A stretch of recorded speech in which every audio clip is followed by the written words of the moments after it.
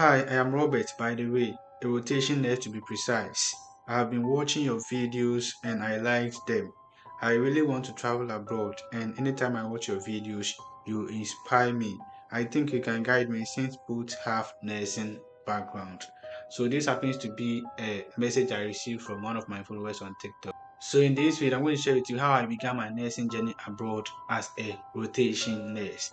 And I strongly believe that if you are watching this video and you're a rotation nurse, and you have the desire to travel abroad, whether to the UK, to the USA, Canada, or whatever, at the end of the day, this video will give you a bit of insight as to where to start from.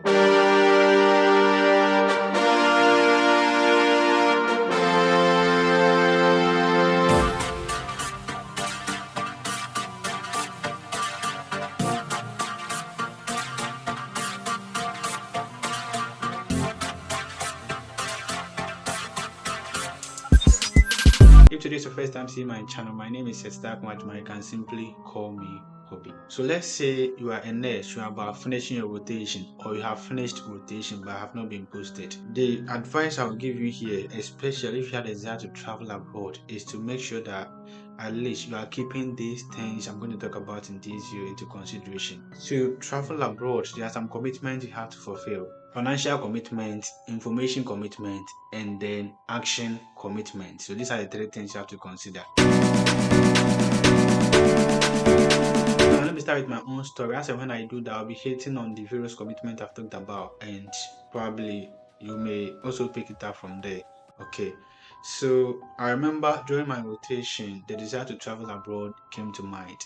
And this idea came to mind because I knew that right after rotation, I was not going to be posted. There were most of my senior colleagues at home who had not even gotten jobs to do, and much more me who is still doing my rotation. So I had to come up with a plan to make sure that my nursing skills did not go to waste. So during that period, I decided to search for countries that are looking out for nurses. So I got to realize that the UK, the USA, Canada, Australia, all these countries were looking out for nurses to come in there and then practice. And just before that, I also felt like it would be an opportunity to expand my skills, to explore cultures, to travel and explore how nursing is like in different countries. So beside the fact that right after rotation I wasn't going to get a job, my desire to travel was also fueled by the fact that I can explore nursing in different countries. So with this, I decided to search for how nursing is like in the USA, in the UK, and then stuff. The sad aspect is that I didn't know anyone in any of these countries who was in nursing, so I had to stick to Google, watching videos, listening to how nursing is like in these countries. So finally, I decided to go to the USA and I started preparing for my English. So the advice I'll give you here is that if you're a rotation nurse and then you desire to travel abroad to any of these countries, start looking out for how nursing is like in these countries. Okay, try to watch videos, or for all you know, you may have a friend or a family member in there who is into this role. You can speak to this person and then get much more information about how nursing looks like in either the USA, the UK, or any of the countries I talked about. So all you know, try to fish out the country you want to pursue your nursing career in as a rotation nurse. So for me, all you know, at the end of the day, I came to discover that the UK was where I wanted to be. Okay, and that is why I started perceiving that. That was one part of the information commitment I put myself through. Right after seeking information and then coming to terms with the fact that I want to go to the UK, I want to pursue my nursing career in the UK, I had to put in one other commitment, which is the financial commitment. So upon my research, I came to realize that I'll need money to pursue this journey. I'll need money to write an English language test, which happens to be either IELTS or OET. I'll need money to write CBT test. I'll need money to write OSCE. I'll need money for my flight. I'll need money for that. So right from the go, I needed to build my financial strength with regards to this journey. So I started saving gradually. So I remember my national service, I had to keep some money down to possibly pursue this course. So my advice to you is that if you're a rotation nurse and you desire to travel abroad, whether the USA or whichever country, try to save money for that, okay? Because remember, you may need money for all this. And sometimes for me, I felt like I wasn't going to borrow money from anyone because in the first place, I didn't want anyone to know I wanted to travel. And I didn't want any discouragement from any angle So I felt like I have to do this all by myself. So right from the go, I started saving gradually for that. And when it was time for me to pursue this course, I had money to register for IELTS and then to do some pertinent stuff that relates to making this journey a possibility. So that's something I would advise you to do. Every month, I try to save a specified amount of money for my UK journey because I have finalized that I wanted to pursue my career in the UK. So now the next thing I had to do was to come back to the information commitment. So here I was going to dive much into getting more information about the requirements I need to pursue this journey. Remember early on I had to seek for information about how nursing is like in each one of these countries, but I never went into the specifics. But here I'm going to do that. Okay, so I got to realize that to pursue nursing career in the UK, I needed to write an English language test because I'm coming from a country that is not considered to be an English speaking country. And the other thing I needed to do was to be a registered nurse in my home country. So right after my national service, probably I remember those times I had my staff ID right after the national service. I also had my PIN ready, but I had not been posted. And I also got to realize that right after passing my IELTS and stuff, I had to register with the UKNMC, which I would have to write CBT, I'll have to write OSCE, and even before that, for the UKNMC to liaise with my home country's NMC to negotiate and to be sure that I'm eligible to practice nursing in the UK. I needed to go through a process called MOH clearance. So I sought information on all these stuff, did them gradually, and then by the time I knew, I had a bunch of information about how to pursue my career in the UK. So I started with my IELTS practice. So back to the financial commitments. I had gotten money to register for IELTS. For me, I felt like I have to register even before I start practice. But the advice out there was make sure you prepare very well before you go in to register. But I felt like I was ready for it. Whatever it is, I'm going to put in the commitment to practice and then get the score I need once and for all. So I registered, I booked for the test before I even had practice materials. So now I'm still preparing for IELTS, but at the point I felt like I've got 1 year experience as per my national service. So at the point I got to realize that even though I have national service experience, I've not been made to practice independently on most of the procedures in nursing. So I felt like now I have my PIN, I can volunteer to start doing 1 or 2 stars for the hospital or where I did my national service. So I had this colleague who was in the emergency department. Anytime he's on duty, I go to work with him, and then I'm picking up 1 or 2 experiences from him just because I had not been made to work independently as a rotation nurse or as a student nurse at that time. I decided to put in the action to make sure that this dream is becoming a reality. As I said, I started tapping into experiences, volunteering, making sure that at least I build up on the experience I have so that I can compete on the job market. Because I got to realize that the people I may be competing with may have 20 years of experience, 15 years of experience, 30 years of experience, and then they are all seeking to get jobs in the UK. And for some, they may be tapping into the same job I have applied for. So with me coming out of national service, I have to make sure that at least I also have that kind of knowledge, that kind of experience in terms of answering questions, in terms of proving to the employer that I'm also worth it. So I started working on that. So the first thing I remember I did was to write my IELTS exams, which I passed successfully. As to how I passed, I've shared a complete story of it, and I'll leave the link down there below. You can check it out. Or if you want to, just check my YouTube channel or TikTok page for the full story. So right after passing IELTS, I decided to register with the UKNMC. I created an NMC online account and then started uploading my documents and stuff. So at the point, the UKNMC has reached out to Ghana NMC to verify me to make sure that I'm eligible to practice nursing in the UK, which the confirmation was positive.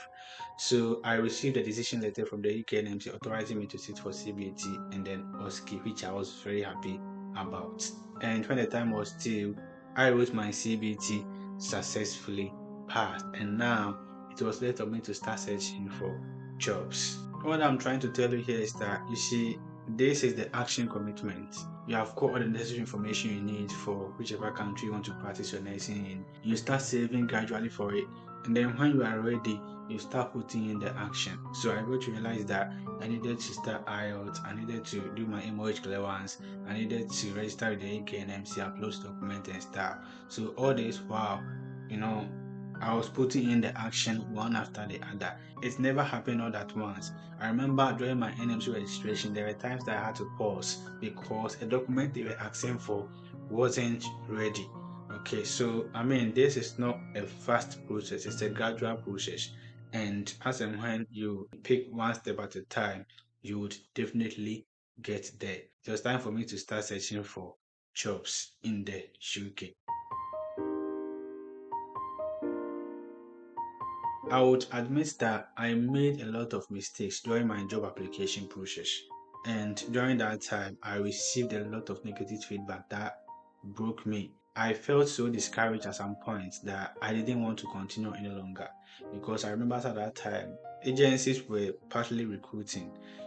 I started my process when COVID had started, but it wasn't that intense until there was this injunction on you know agencies to stop recruiting actively from Africa or from other release countries and stuff. Okay, so I remember the agency I was working with came to me and said, "You're no more going to work with me because this and that, blah blah blah."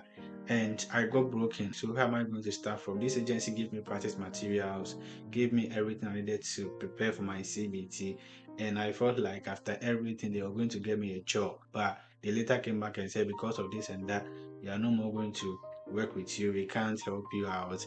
But the advice we can give you is that just go onto UK job site and then apply directly. If a hospital wants you, they will get you. But all in all, I picked myself up and then started applying for jobs directly on UK job site. What I'll say is that once you pass your CBT, you can start searching for jobs.